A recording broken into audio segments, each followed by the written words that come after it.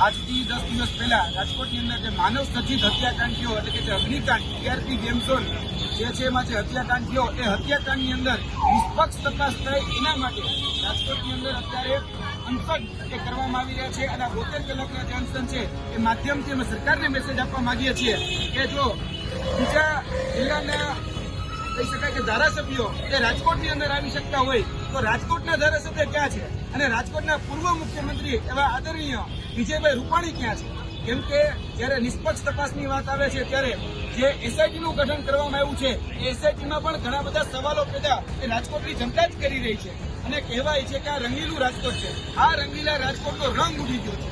જે લોકો મજા કરવા માટે ગેમ ઝોનમાં જતા એને મોત મળી છે. ત્યારે ઘણા બધા પ્રશ્નો રાજકોટની જનતા જ ઉપસ્થિત કરી રહી છે કે જે એસઆઈટીનું ગઠન થયું છે એ એસઆઈટીમાં શા માટે નિષ્પક્ષ જે તપાસ અધિકારીઓ છે એને રાખવામાં નથી આવ્યા? એટલે પહેલી માંગણી એ આ અનશનના માધ્યમથી એ જ છે કે આની અંદર નિષ્પક્ષ અધિકારીઓની વરણી કરવામાં આવે અને નિષ્પક્ષ અધિકારીઓ જેને કરપ્શનને રૂપિયો પણ ન લીધો હોય, જે બેડાક હોય, જે પ્રમાણિક હોય, જે ઈમાનદાર હોય એવા પ્રમાણિક લોકોને આ એસઆઈટીની અંદર આ મૂકવામાં આવે. બાકી અત્યારે જે એસઆઈટી છે એ એસઆઈટી નથી, એ ચીટ છે. જે લોકો મૃત્યુ પામ્યા છે એના પરિવારજનો સાથે, એના સ્નેહીજનો સાથે કરવામાં આવતા ચીટિંગ છે. એટલે આ ચીટ એ મહેરબાની કરીને આ જે કરવામાં આવી છે એ ચીટ બંધ કરી દેવામાં આવે અને આની પર નિષ્પક્ષ તપાસ થાય, આની ગંભીરતા સમજવામાં આવે. જે પણ લોકોની પાસે જવાબદાર છે એ કોઈ પણ મોટા હોદ્દેદાર હોય, એ કોઈ પણ મોટા અધિકારી પણ હોય, કે પદાધિકારી પણ હોય, એની ઉપર નિષ્પક્ષ તપાસ થવી ખૂબ જરૂરી છે. એટલે આ માધ્યમથી અમારી માંગણી એ જ છે કે તાત્કાલિક ધોરણે જે એસઆઈટીની અંદર જે અધિકારીઓ છે એ એસઆઈટીના અધિકારીઓમાં જે નિષ્પક્ષ અધિકારીઓ હોય એનો ઉમેરો કરવામાં આવે અને જેની ઉપર ખુદ તપાસ ચાલી રહી હોય એવા અધિકારીઓને શા માટે ભાઈ આમાં તમારે એસઆઈટીની અંદર ગઠન કરો છો, એસઆઈટીની અંદર નિમો છો? એટલે આવા જે કહી શકાય કે જે રીતે રાજકોટની પ્રજા જે કહી રહી છે કે આ લોકો નિષ્પક્ષ નથી, તો શા માટે એ નિષ્પક્ષ અધિકારીઓને મૂકવામાં નથી આવતા? અને જે ખુદ ચોરી કરતા હોય એને તમે ચોકીપણું સમજો, ચોકીપણું સોંપો તો શું થવાનું? જેમાં ચોકીદાર જ ચોર હોય એ તળિયા જાતે જ થવાના. અને જે આપણે દૂધના રખોપાની જવાબદારી જેને સોંપીએ છીએ એની ઉપર તો ઘણા બધા સવાલો છે. એટલે મહેરબાની કરીને બિલાડીને દૂધના રખોપા કરવાની જવાબદારી સોંપવામાં ન આવે. જે પ્રમાણિક છે, જે ઈમાનદાર છે એની પાસે જ આ તપાસ કરવામાં આવે. અને અમારી માંગણી માધ્યમથી, અનશનના માધ્યમથી એ પણ છે કે જે પીડિત છે એ પીડિત પરિવારજનોને પણ આ એસઆઈટીની અંદર એ મૂકવામાં આવે અને પીડિત પરિવારજનો જે છે જેને અત્યારે કહેવામાં આવી રહ્યું કે 4 લાખ કે 5 લાખનું વળતર આપવામાં આવશે, તો અમે એ પણ માંગણી કરીએ છીએ કે 4-5 લાખનું નહીં, ઓછામાં ઓછું 1 કરોડ જેટલું વળતર એમને આપવામાં આવે. અને જે વર્તમાનના એટલે કહી શકાય જે કળિયુગના જે કૌરવો રચિત જે લાક્ષાગ્રહ હતું એ લાક્ષાગ્રહની અંદર ઘણા બધા એ ભસ્માસુર બનીને ભરખી ગયા છે. એવા લોકો ઉપર દંડાત્મક અને સજાત્મક કાર્યવાહી થવી જોઈએ. અને તેની સાથે સાથે આ લાક્ષાગ્રહની અંદર જે આંકડો મળી રહ્યો છે એ આંકડો ઘણી બધી વિસંગતતાઓ પેદા કરી રહ્યો છે. આ 30 જેટલા જ લોકો આમાં મરી નથી ગયા કે આમાં મૃત્યુ નથી પામ્યા. જે રીતે અહીંના સ્થાનિકો દ્વારા જે બાબતો સામે આવી રહી છે કે લગભગ 45 કરતા પણ વધારે એ જે લોકો હતા કે જે આની અંદર એ મૃત્યુ પામ્યા હોઈ શકે છે એવી બાબતો સામે આવી રહી છે. તો શા માટે ભાઈ આંકડા છુપાવવામાં આવી રહ્યા છે? કોને બચાવવામાં આવી રહ્યા છે?